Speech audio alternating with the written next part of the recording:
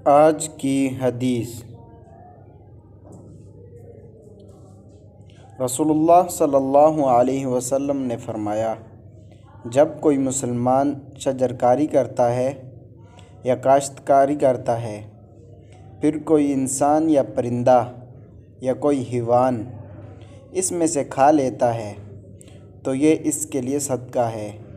सही मुस्लिम में अल्फाज हैं, जो इसमें से चोरी हो जाए तो वो भी इसके लिए सदका है।